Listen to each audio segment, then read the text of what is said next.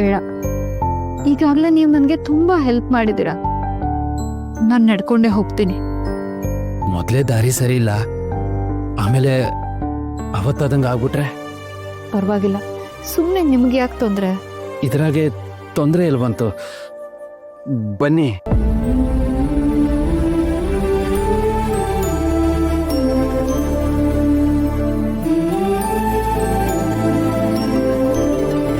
ನೀವೆಷ್ಟು ಒಳ್ಳೆಯವರು.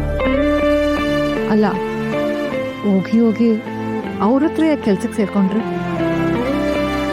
ನೀವು ನನ್ಗೆ ಮಾಡ್ತಿರೋ ಸಪೋರ್ಟಲ್ಲೇ ಗೊತ್ತಾಗತ್ತೆ ನೀವು ಎಜುಕೇಶನ್ಗೆ ಎಷ್ಟು ಬೆಲೆ ಕೊಡ್ತೀರಾ ಅಂತ. ಆದರೆ ನಿಮ್ಮಂಥವ್ರ ಆಸೆ ಕನಸುಗಳಿಗೆ ಈ ಊರಲ್ಲಿ ಬೆಲೆ ಇಲ್ಲ. ಇಷ್ಟು ದಿನ ನೀವು ನಂಗೆ ಮಾಡಿದ ಸಹಾಯಕ್ಕೆ ತುಂಬ ಥ್ಯಾಂಕ್ಸ್. ಮೋಸ್ಟ್ಲಿ ಇದೇ ನಮ್ಮ ಕಡೆ ಭೇಟಿ ಆಗ್ಬೋದು.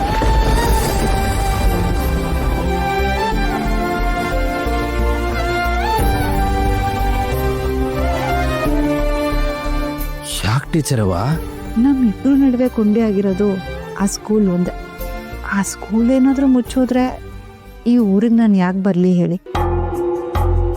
ನಿನ್ನ ಸ್ನೇಹಕ್ಕೋಸ್ಕರ ಊರಿಗೆ ಬರ್ತೀನಿ ಅಂದರು.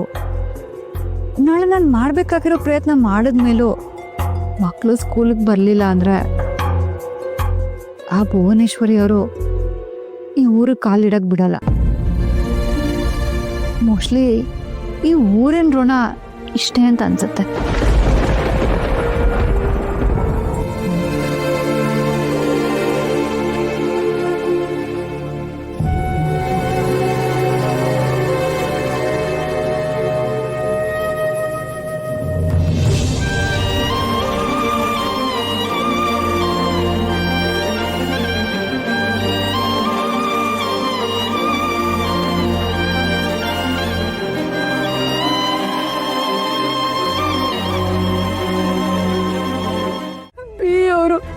ಇನ್ಸ್ಪೆಕ್ಷನ್ಗೆ ನಾಳೆನೇ ಬರ್ತಾರಂತೆ.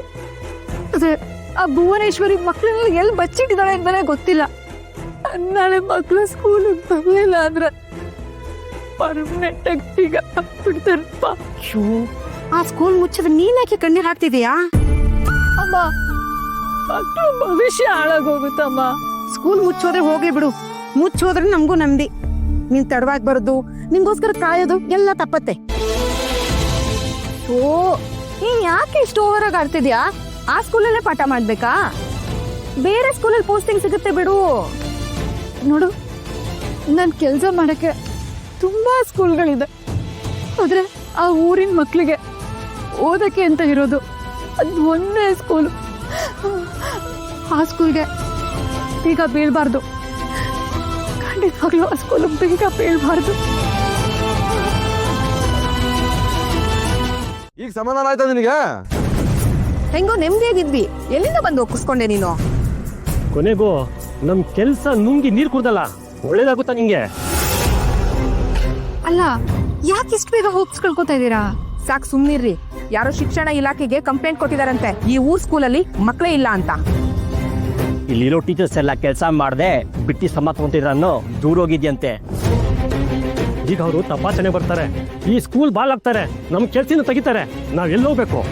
ನೀನೇನೋ ಗಂಡ ಮಕ್ಕಳು ಇಲ್ಲಿರೋ ಸುಂಡ್ರಗಾಳಿ, ನೀನು ನಾವು ಸಂತಗಸ್ತರು, ನಾವೆಲ್ಲ ಹೋಗ್ಬೇಕು? ಮಕ್ಕಳು ಭವಿಷ್ಯ ಕಟ್ತೀನಿ ಅಂತ ಹೇಳ್ಕೊಂಡು ನಮ್ ಭವಿಷ್ಯನೇ ಕಿತ್ಕೊಂತಾ ಇದೆಯಲ್ಲ ನೀನು. ಅದ್ ಯಾವ ಗಳಿಗೆಯಲ್ಲಿ ಕಾಲಿಟ್ಟಿಯೋ ನಮ್ ಜೀವನನೇ ನಾಶ ಆಯ್ತು.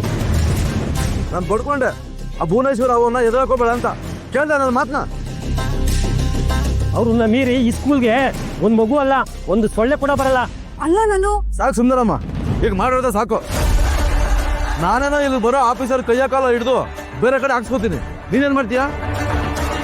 ಸರ್, ಇವರು ಬೇರೆ ಸ್ಕೂಲ್ ಮಕ್ಕಳಿಗೆ ಪಾಠ ಮಾಡಲ್ವಂತೆ, ಇದೇ ಸ್ಕೂಲಲ್ಲೇ ಪಾಠ ಮಾಡ್ಬೇಕಂತೆ. ಇವರು ಸಂಬಳ ಕೆಲಸ ಮಾಡಲ್ವಂತೆ, ಸೇವೆ ಅಂತ ಮಾಡ್ತಾರಂತೆ. ಓಹೋ, ಸೇವೆನಾ? ಈ ಸ್ಕೂಲೇ ಮುಚ್ಚೋದ್ಮೇಲೆ ಎಲ್ಲಿ ಸೇವೆ ಮಾಡ್ತಾರಂತೆ? ಅಲ್ಲ ಕಣ್ರಯ್ಯ, ಈ ಸ್ಕೂಲ್ ಬಾಗಿಲು ಹಾಕಿದ್ಮೇಲೆ ಈ ಕ್ಲಾಸ್ ರೂಮ್ಗಳೆಲ್ಲ ಭುವನೇಶ್ವರ ಅಂದ್ರೆ ಗೋಳನ್ ಹಾಕ್ತಾವಲ್ಲ, ಅವಾಗ ಆ ಗೋಳನಲ್ಲಿ ಕುತ್ಕೊಂಡು ಆ ಗೋಳನಾಗಿರೋ ಅಕ್ಕಿ ಕಾಳನ್ನೆಲ್ಲ ಎಣ್ಸಿ ಸೇವೆ ಮಾಡ್ತಾರೆ. ಸರ್, ಅದಕ್ಕೆ ಭುವನೇಶ್ವರಿ ಯಾವಾಗ ಬಿಡ್ಬೇಕಲ್ಲ. ಅವ್ರು ಹಾಕಿರೋ ಸವಾಲ್ ಪ್ರಕಾರ ಸ್ಕೂಲ್ ಬಾಗ್ಲು ಹಾಕಿದ್ರೆ ಇವ್ರು ಈ ಊರೇ ಬಿಟ್ಟೋಗ್ಬೇಕು.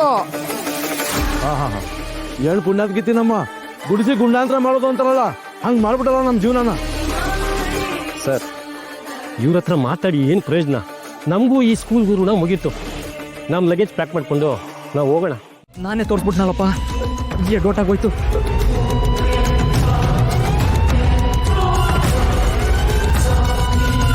ಓ ಗೆಳೆಯ, ಜೀವತ್ ಗೆಳೆಯ, ನಿಂಗೆ ಸ್ಯಾನೆ ಪಾಪಗಳು, ಪಾಪಕ್ಕೂ ಒಂದು ಕೈ ಪ್ರೀತಿ ರಾಸಿಗಳು.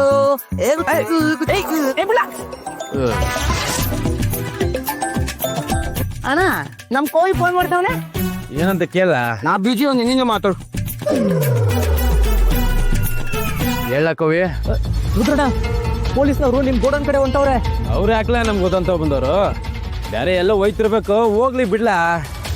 ಇಲ್ಲ ಕಣಣ್ಣ, ನನ್ ಕೂಟೆ ದಾರಿಲಿ ಯಾರ್ತವನೋ ಗೋದನ್ ಬಗ್ಗೆ ಕೇಳ್ತಾ ಇದ್ರು.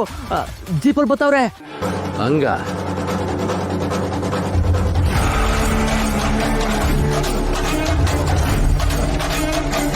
ಏನಂತ ರುದ್ರಣ್ಣ? ಪೊಲೀಸರು ನಮ್ಗೆ ಓದಂತ ಹೋಯ್ತಾರಂತಕ್ಕಲ್ಲ.